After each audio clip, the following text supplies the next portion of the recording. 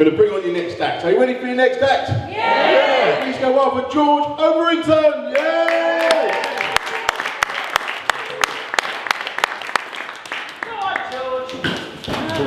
Looks like someone needs to clean up their act. See, I can do them too. Have we all been enjoying the weather we've had this week? No. Well, you haven't, I have. I hate the summer, so this weather has suited me just fine. But to be honest, that's not really a surprise when I look like I've had to be lured out of a cave to be here this evening. You can imagine it, can't you? Just me getting up in the morning, it's like, ugh, sunlight bad. Ugh. That's basically me in the morning. I will say, my dad summed up the weather the best with a quote he had at the weekend when he said to me, when we had just been pouring it down and we were about to go to a barbecue, he said to me, "Oh, this bloody rain. This is what happens when you vote Labour." I knew that one would get a good response here in Boston. But yeah, this is probably going to be the highlight of my night, other than I went to the gym this morning for a quick workout, and then I came back and had a quick one-hand workout.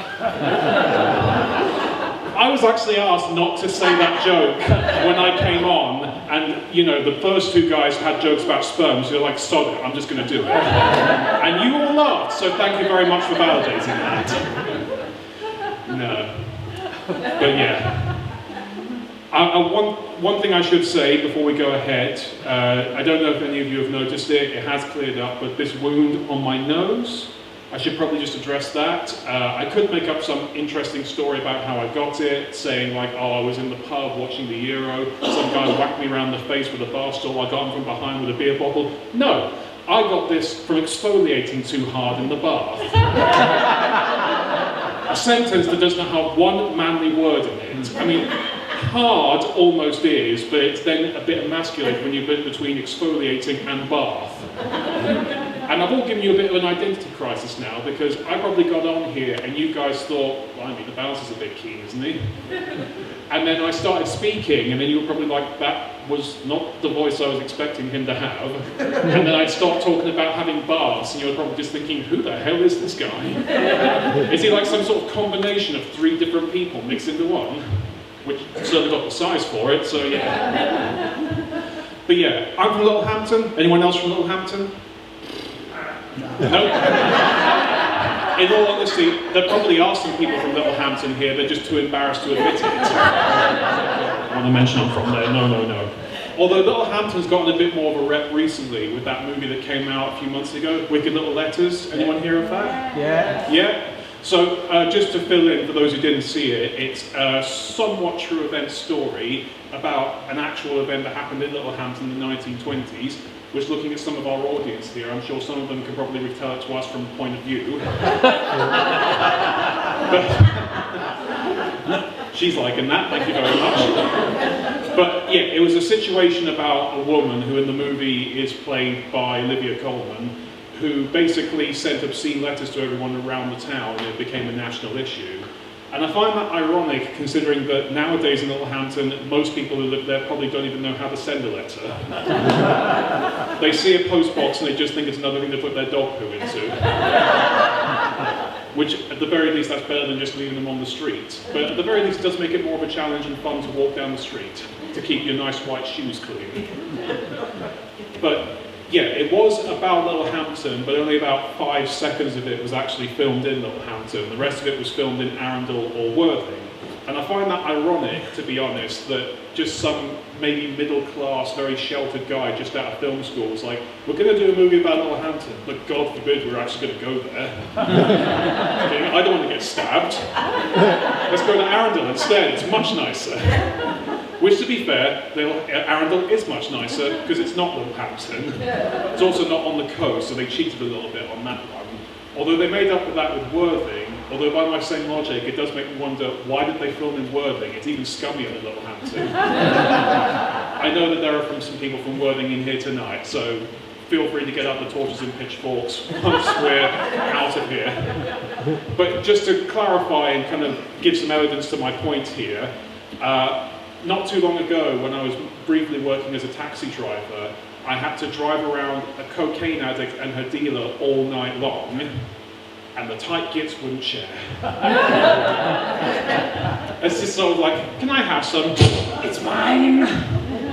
Then again, when I have drugs, I tend to see every colour imaginable and see the face of Satan, so probably not the best when I'm driving. So I look ahead and the road turns into Rainbow Road from Mario Kart, and I turn to the guy next to me and say, should I keep driving? Yes, keep driving. So yeah, probably not the best thing to do. I joke about Little Hampton. It's where I've grown up, and to be fair, it can be quite cool. We used to have a lot of really good shops on the high street. Unfortunately, they've since closed down. And I'm not just talking about Blockbuster, we had some really nice shops down there. But now, if you go down the high street, it's basically just nail bar, Turkish barber, nail bar, Turkish barber, closed down karate gym, nail bar, Turkish barber, about to be closed down zoo, Longis. So yeah, it's not exactly that much interesting to go shopping in Little Hampton anymore. Apparently the reason for this is because apparently there are a lot of gangsters in Little Hampton and they use these as money laundering fronts. Although if that is the case, why did they open those and not a laundromat? That would probably do the job a lot better, wouldn't it? I'll cut that one out of the next routine then. Yeah. But I do hope that you're able to see me okay, considering that I'm backlit in the way that my hairline is. I'm probably blinding most of the people in the front row right now. But in Little Hampton, we always have the really nice seaside. I say really nice, you have to walk down it with slippers on or flip-flops, otherwise your feet end up looking like some sort of messed up plum crumble. There's stones and broken shells everywhere. I once walked down to the beach and I came out with about a really large piece of scallop shell embedded halfway into the sole of my foot. And just pull it out, it's like, ugh, it was not pleasant. But, you know, it's still better than having to live in the city where we don't have these things. So instead of stepping into a scallop shell, you step into a used needle. That's not quite as nice. I will say it's like, the weather did disappoint me a bit because I actually had a plan to go to the new beach in Brighton a couple of weeks ago, but then the weather suddenly turned so I couldn't do that. So if I did go, I would have ended up looking like an overweight smurf. But to be fair, I think I prefer this a lot more because I can come on here and make jokes about things I probably shouldn't have in front of my nan, who's in the audience tonight. So, hi Nan. I'm sure she's trying to deny that she doesn't know me. Yeah.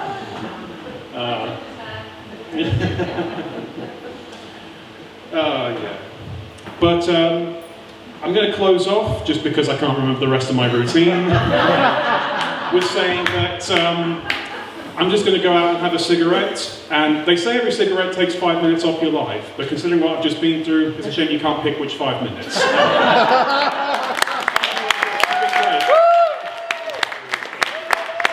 Overington, everybody! And the entire family in the room. Hey, Nan, you alright? Good to see you, Nan.